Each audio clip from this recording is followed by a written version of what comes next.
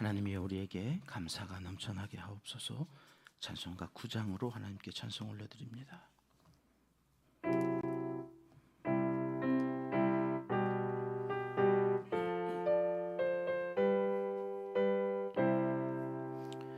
하늘에 가득 찬 영광의 하나님, 온 땅에 충만한 존귀하신 하나님, 생명과 빛으로 지혜와 권능으로 언제나 우리를 지키시는 하나님, 성부와 성자와 성령 삼위의 하나님, 우리 예배를 받아주시옵소서. 사랑이 넘치는 자비하신 하나님, 은혜가 풍성한 구원의 하나님, 자매의 심령에 평안을 주시옵고 죄악과 허물을 용서하여 주소서. 찬송과 영광과 생명 구원의 하나님, 우리 예배를 받아주시옵소서. 연약한 심령을 굳게 세워주시고 우둔한 마음을 지혜롭게 하시고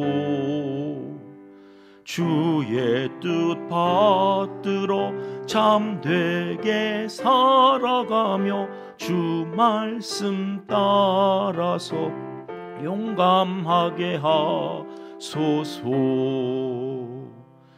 권능과 지혜와 사랑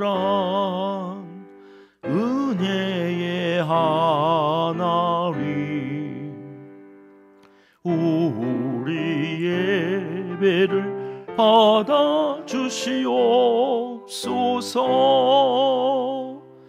주 앞에 나올 때 우리 마음 기쁘고 그 말씀 힘되어 새 희망이 솟는다. 고난도 슬픔도 이기게 하시옵고 영원에 잇대어 살아가게 하소서. 우리의 자랑과 기쁨 생명의 하나님, 우리 예배를 받아주시옵소서. 아멘.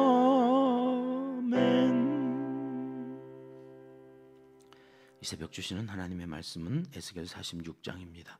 1절과 2절 말씀 함께 읽겠습니다. 주 여호와께서 이같이 말씀하셨느니라.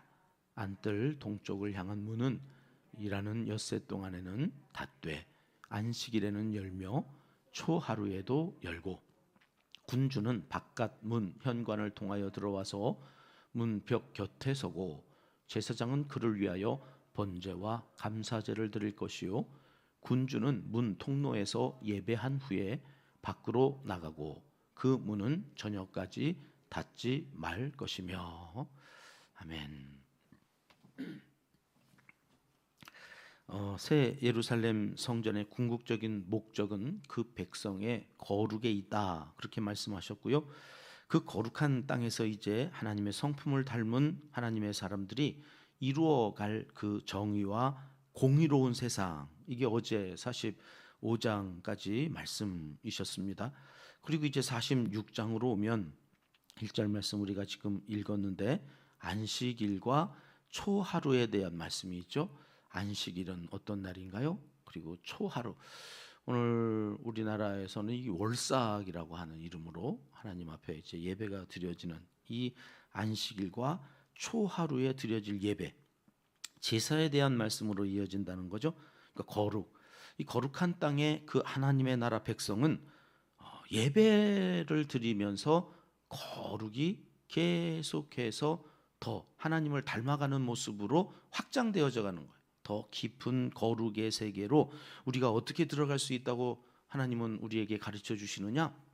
예배. 그 거룩의 시작은 예배이고 끝도 예배인 거예요. 44장에서 여호와 하나님이 들어오신 바깥들에 있는 동쪽 문은 절대로 열지 말라고 닫아두라고 그러셨잖아요. 근데 이제 46장에 오면 이 바깥들에 있는 동쪽 문은 열지 못해요. 그러나 안뜰에 있는 동쪽 문이 있다는 거예요. 그것은 엿새 동안은 닫아두지만 어떻게 하라고요?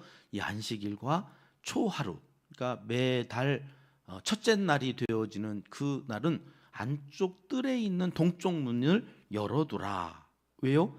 그날 그 문으로 예배하는 하나님의 사람들이 이제 들어와야 되기 때문에 그렇죠. 오늘 이제 제가 있던 교회들은 다 월삭 기도회가 있었어요.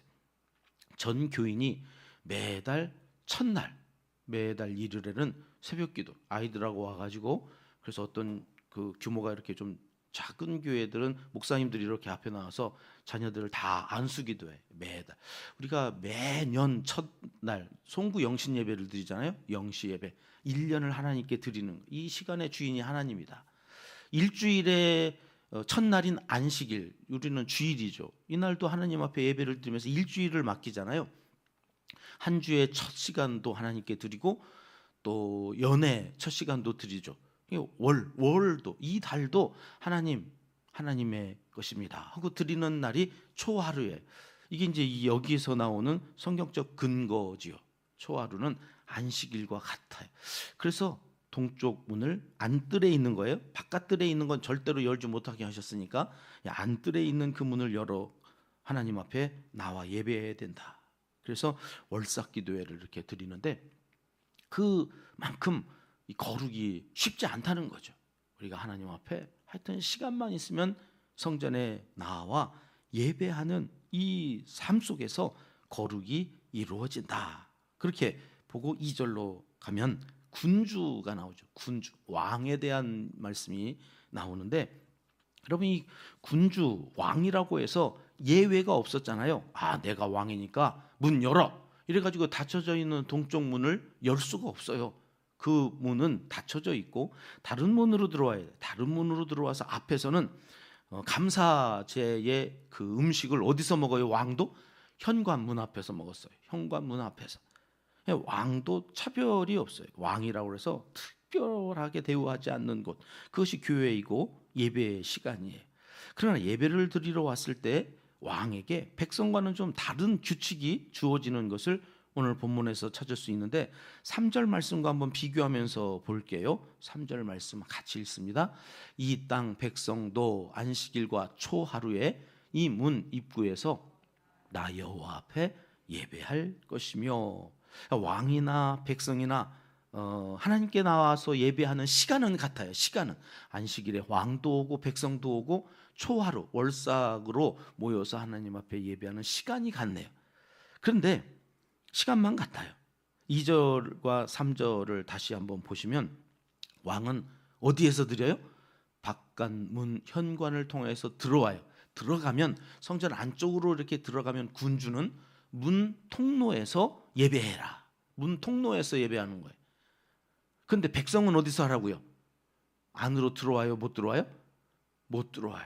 문 입구에서, 문 입구. 백성들은 문 안으로 들어와 있는 왕이 있고 문 입구에서 드리는 백성들이 있고, 이거를 도식화하면 이런 거죠. 성전이 안쪽에 있고 거기 제사장이 있어요. 그럼 그 제사장이 바깥쪽으로는 왕이 있고 또 그 바깥 문 입구 쪽에 이제 백성들이 있는 구조인 거예요.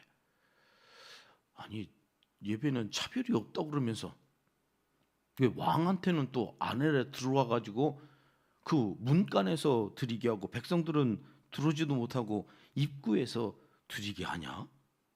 아니, 특별 대우 안 하신다며. 그런데 왕한테는 저렇게 특별 대우를 하시네? 이제 누군가는 또 이런 말씀 들으면 시험에 들지요. 여러분 새 성전에서 드리는 예배는 왕이 안뜰까지 더 들어갈 수 있었던 솔로몬 성전에서보다는 엄격한 질서를 요구해요. 그럼 안뜰까지는 못 들어가는 거. 이제 새 성전에서는 그 안뜰까지 막 들어가서 왕이 지는 왕이랍시고 막 이렇게 설치고 돌아다닐 수가 없는 곳이 새 성전의 질서예요. 그러니까 문간 그 벽 곁에 서서 예배를 드렸다는 거잖아요. 왕은 그럼에도 불구하고 백성들보다는 더 안쪽으로 들어가게 되어져 있는 이러한 질서가 우리에게 주시는 메시지는 뭘까? 여러분, 왕이 백성들의 대표이기 때문에 그는 뭔가 더 많은 책임을 감당해야 됐어요. 그 책임이라고 하는 것이 다른 것이 아니라 저렇게 성전 내부에 있는 제사장은 하늘과 땅을 연결하는 중재자잖아요. 그러나 그 중재자들, 그 제사장과 백성들 사이에서 그 백성들을 또 중재하는 한 사람이 있는데 그가 왕이었다는 거죠. 그래서 그 왕은 백성들과 그 제사장 사이에서 또 중재하는 역할로 나와서 자기의 책임을 감당해야 돼요.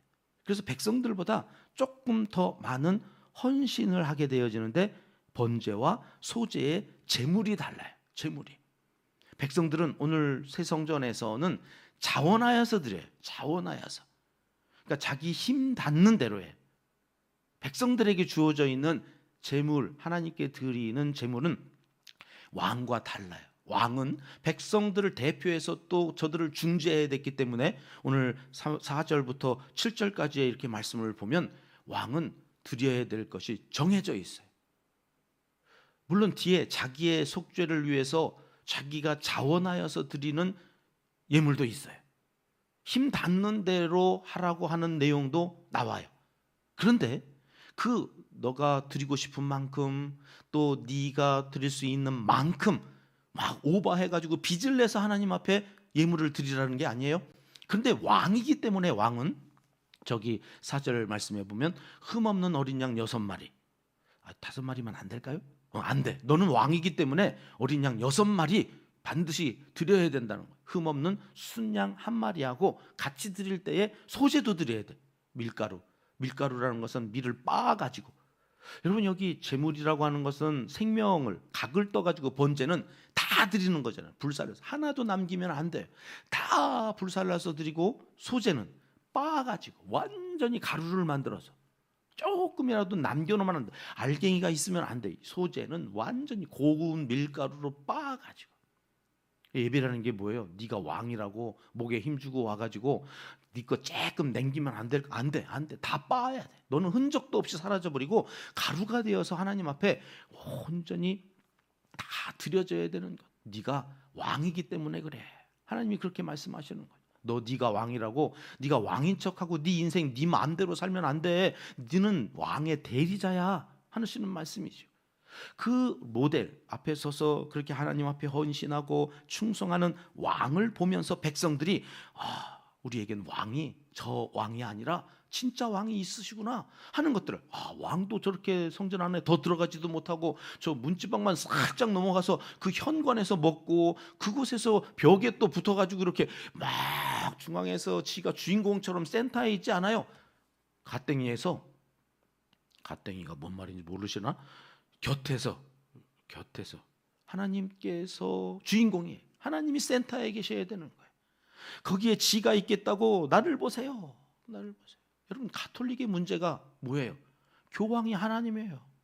교황이 말하는 게 하나님의 말씀이고 그 베드로를 대신한다고 그러면서 그래서 신부님들하고 목사님들하고 가면 야 너네는 교황 뭐 이러면서 정치적인 이런 뭐 센터에 왜 네가 있냐 하나님이 계셔야지 그러면서 막 이야기하면 야 우리는 중앙에 하나지 하나 니네 개신교는 각 교회마다 하나씩 있잖아 목사가 하나님이야 그래 목사가 주인공이야 여러분 그렇게 되어지지 않도록 센터에 하나님을 두게 하고 왕은 곁에 있어요. 여기 벽에 붙어가지고 있는 것처럼 묘사되어지는 거잖아요.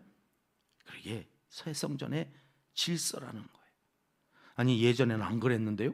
솔로몬 성전에서는 왕이 더 안쪽으로 들어가고 그곳에서 내 마음대로 활동했는데요. 아니 새 성전은 그런 거 아니라니까.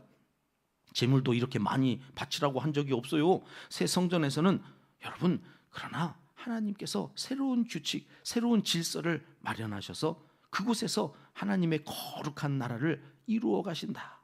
그리고 거룩한 땅에서는 그저 모세처럼 신을 벗어야 돼요. 거룩한 땅의 핵심은 신을 벗는 거예요. 신이라는 것은 내 자유로 내 마음대로 살겠다고 하는 의지죠. 근데 당시에 노예에게는 신을 신기지 않았어요. 왜? 너는 노예야. 네 마음대로 하면 안 돼. 이제는 주인이 따로 있어.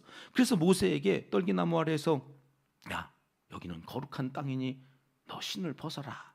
그렇게 말씀하고 순종하게 하시는 거죠. 아, 거룩한 백성은 신을 벗고 하나님을 주인으로 왕으로 그 앞에 말씀을 따라 순종하는 것이 거룩이구나. 왕은 더 큰 책임을 지고 백성들을 대표해서 제사장의 영역을 침범하지 않으면서도 중재자의 역할을 감당해야 했다. 그리고 8절과 9절 말씀을 보시면 왕은 그대로 왔던 문으로 나가야 돼. 왕은 왔던 문, 들어왔던 그 문으로 그대로 나가요. 그런데 백성들은요. 백성들은 들어왔던 문으로 나가면 안 돼요. 북문으로 들어왔으면 남문으로 나가야 돼. 곧장 직진하여서. 남문으로 들어왔어? 그러면 곧장 직진을 해서 북문으로 나가야 돼. 왜 그럴까요? 예배는 질서정연하게 드려져야 돼. 그러니까 왕은 한 사람이잖아요. 그냥 왔던 문으로 쏙 이렇게 나가면 돼요. 그러나 북문으로 들어왔는데 다시 북문으로 나겠다 그러면 뒤에서 들어오려고 하는 사람들하고 이게 부딪히잖아요. 자꾸 충돌이 일어나잖아요. 그러니까 예배는 여러분 갈등이 일어나고 충돌이 일어나지 않도록 북문으로 들어왔으면 직진을 하는 거예요. 남문으로 들어왔으면 남문으로 나가려고 하지 말고 북문으로 직진하라는 거예요. 일방통행. 말씀을 따라서 그냥 네 생각대로 좌로 우로 막 치우쳐서 자기가 듣고 싶은 얘기만 듣고 주변에 있는 사람들 얘기만 듣고 그렇게 살지 말고 직진이야. 하나님 말씀 따라서 누가 뭐라고 하든지 하나님 말씀에 직진하라고 그랬어. 그러면 계속 그냥 직진하는 거예요. 이게 오늘날 예배예요. 그래야 거룩한 나라의 거룩한 백성들로 하나님의 뜻을 이루어가게 되어지는 거다. 여러분 가정에도 교회에도 나라에도 질서가 생명입니다. 거룩은 질서였던 거예요. 자기 자리에서 자기의 역할을 충실히 감당하게 해주십사. 이 새벽엔 기도하고 하늘의 지혜를 구하면 좋겠습니다. 그리고 오늘의 결론입니다. 예배의 가장 중요한 메시지가 3절에 나오거든요. 3절 말씀 다시 한번 읽어볼게요. 이 땅 백성도 안식일과 초하루에 이 문 입구에서 나 여호와 앞에 예배할 것이며. 여러분 예배는 뭐가 제일 중요해요? 나 여호와 앞에. 예배는 하나님 앞에 서는 거예요. 이 땅에서 우리가 거룩한 백성으로 살아가기 위해서 생명처럼 여기며 드려야 할 이 예배는 거기 동그라미 해놓으세요. 나 여호와 앞에. 다른 어떤 것보다 내가 누구 앞에 있는가, 누구에게 예배를 드리는가. 여러분 성전 뭐 건축이 얼마나 위대하게 엄청나게 크게, 아니 그거 상관없어요. 예배의 형식이 이러냐 저러냐, 여러분 그것도 중요하지 않아요. 제일 중요한 것, 오늘 내가 하나님 앞에 서 있는 예배자로 내 신발을 벗고 하나님이 정해놓으신 그 질서에 따라서 하나님 앞에 가까이 나아가 그의 숨결을 느끼고 그래서 그를 닮아가는 거죠. 그분이 기뻐하시는 것을 나도 기뻐하는 거예요. 나 기뻐하는 거를 보면서 하나님 기뻐 좀 하세요, 그게 아니라 하나님이 좋아하시는 걸 나도 좋아하고 하나님이 싫어하시는 건 나는 싫어하겠다, 나도 싫어하겠다. 그래서 그분을 닮아가겠다고 하는 그 거룩, 이것을 위해서 하나님의 옆에 나와 또 말씀을 듣고 내 의지를 수정하는 거죠. 내 뜻을 수정하는, 내 감정을 그 말씀 앞에서 다스려가는 그러한 사람들, 그를 위해서 하나님은 예배에 초대하시고 우리를 여기에 있게 하셨다.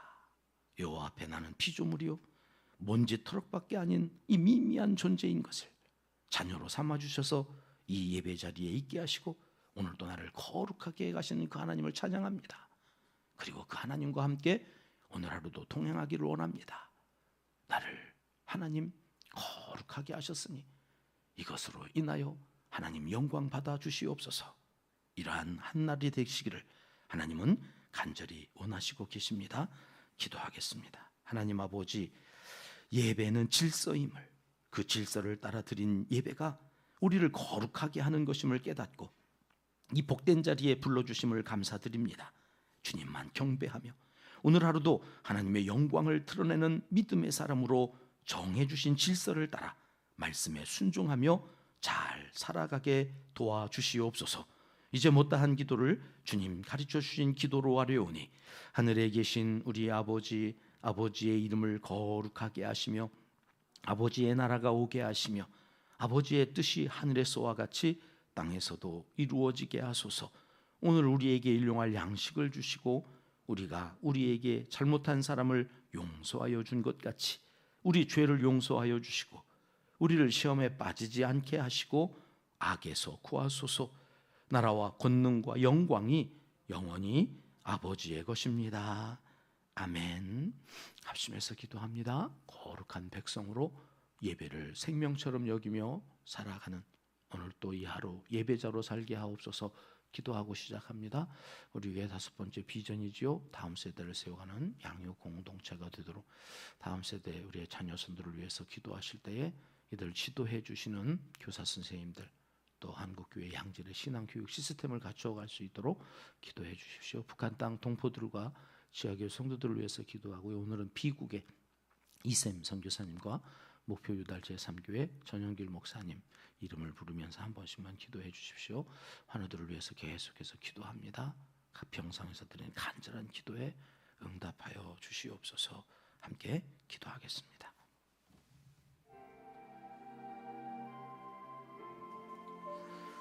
참 좋으신 우리 아버지 하나님 감사합니다.